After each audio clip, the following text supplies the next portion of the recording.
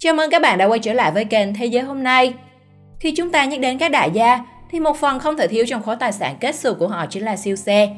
Và thay vì sử dụng nó để đi lại, thể hiện đẳng cấp, làm nổi bật mình hơn, thì siêu xe còn nhiều công dụng khác mà chắc chắn bạn không thể nào ngờ tới được. Nhưng các vị đại gia của chúng ta thì đầu óc rất biết kinh doanh, nên sử dụng những siêu xe tiền tỷ mà bao người hay mơ ước để đi buôn dưa hấu, giao cơm hộp hay nhiều công việc khác nữa. Mà khi nhìn thấy, chúng ta phải mắt tròn mắt dẹt ngạc nhiên. Nếu bạn chưa thể tin điều mà Thế giới hôm nay vừa giới thiệu, vậy thì ngay bây giờ chúng ta hãy cùng nhau khám phá 7 cách sử dụng siêu xe điên rồ của các thiếu gia trên thế giới nhé.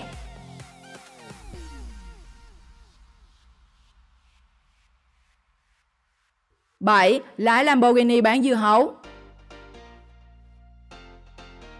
Bạn sẽ làm gì với chiếc siêu xe có giá 672.000 đô la Mỹ, hơn 16 tỷ đồng của mình? Chắc chắn là nâng như nâng trứng rồi phải không nào? Và tất nhiên sẽ là dùng nó để nâng mức độ sang chảnh của mình. Vì thế nên chắc hẳn trên thế giới này sẽ chẳng có ai giống như anh chàng Tavakolian, một ngôi sao nổi tiếng trên mạng xã hội Instagram với hàng triệu lượt theo dõi. Chàng trai người Iran này đã dùng siêu xe Lamborghini Aventador màu tím trị giá 672.000 đô la Mỹ của mình đi bán dưa hấu. Bạn có tin nổi không? Cốp chở hàng của siêu xe hàng chục tỷ đồng được chất đầy dưa hấu với bảng giá đã thu hút một lượng lớn khách hàng để mua. Địa điểm kinh doanh của Tavakolian là trên các con phố ở Beyoğlu, một quận quy tụ nhiều người giàu ở thành phố Istanbul của Thổ Nhĩ Kỳ. Với một chiếc siêu xe nổi bật như thế này, không đắt khách mới là lạ phải không nào? Song có một điều vui mà Tavakolian đã bị cảnh sát giao thông phạt do sử dụng phương tiện ngoài mục đích đăng ký trong bằng lái với mức phạt là 1.228 lira, khoảng 165 đô la Mỹ. Không những vậy, anh còn bị treo bằng lái trong 15 ngày. 6. Lái siêu xe giao cơm hộp.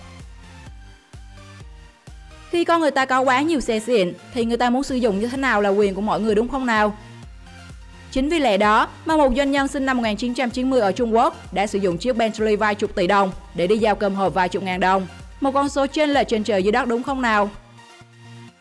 Nhiều người đã trầm trồ thích thú trước độ giàu và độ chịu chơi của anh chàng. Đặc biệt những người nhận hàng cũng cảm thấy vui vẻ và thích thú khi anh lái những chiếc siêu xe đi giao hàng cho họ. Sự chịu chơi của doanh nhân trẻ này đã đưa đến một sự mới lạ cho dịch vụ giao hàng tại nhà. Trong suốt thời gian qua, lượng khách hàng của anh không ngừng gia tăng đáng kể.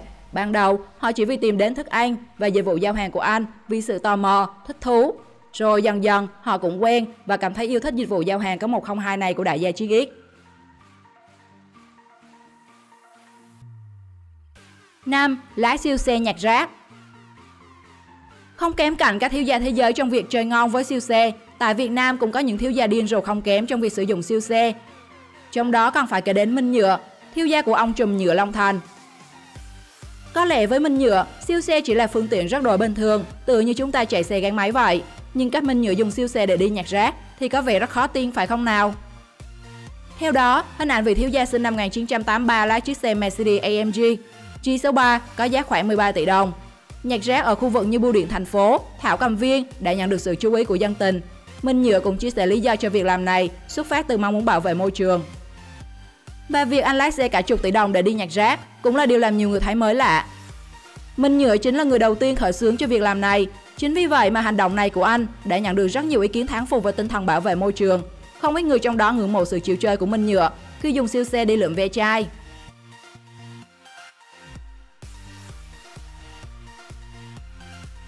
4. Biến siêu xe McLaren P1 thành taxi. Trên thế giới, chuyện những chiếc xe đắt tiền được dùng làm taxi từ lâu đã không còn hiếm. Những chiếc xe sang chảnh như Porsche Cayenne, Dodge Gembala, Maybach, Mercedes-Benz E63 AMG, McLaren 650S, Maserati Gran Turismo đều đã được dùng làm taxi tại các nước như Nga, Dubai, Singapore và Indonesia.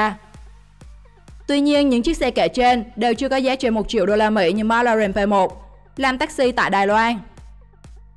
Hình ảnh chiếc siêu xe McLaren P1 màu vàng làm taxi tại Đài Loan đã khiến nhiều người phải ngỡ ngàng và ghen tị. Đây là một trong số 375 chiếc được sản xuất trên toàn thế giới tính đến giữa năm 2015.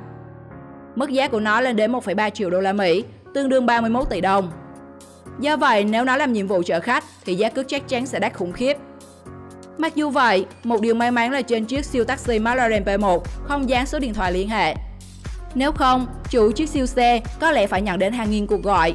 Bởi ai chẳng muốn một lần được thử cảm giác ngồi trong chiếc siêu xe hybrid mạnh hàng đầu thế giới như McLaren B1.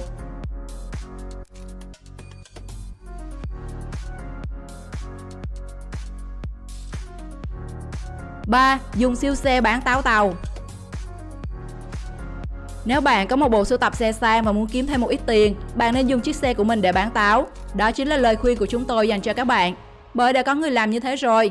Nhà không gì ngoài điều kiện, nên một nhóm tiểu thư con nhà đại gia Trung Quốc đã gây sốc dư luận khi dùng siêu xe để đi bán táo. Bạn sẽ mua ủng hộ hay không với loại hình buôn bán xa xỉ này? Nhưng dàn siêu xe với 6 chiếc sang trọng dàn hàng ngang với những thương hiệu đình đám thế giới như Aston Martin, Maserati, Porsche, Hummer.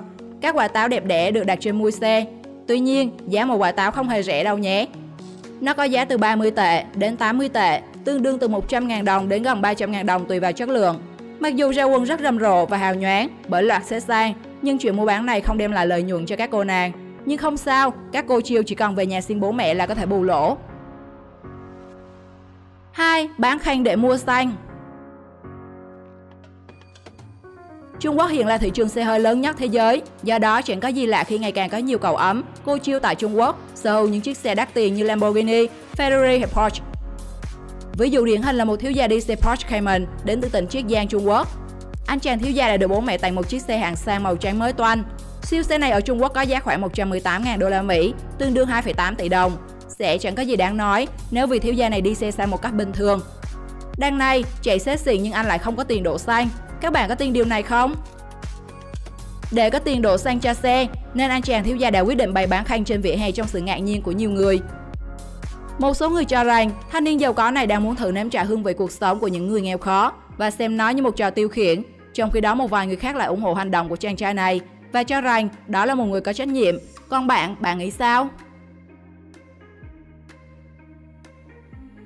1. Lái siêu xe chạy Grab.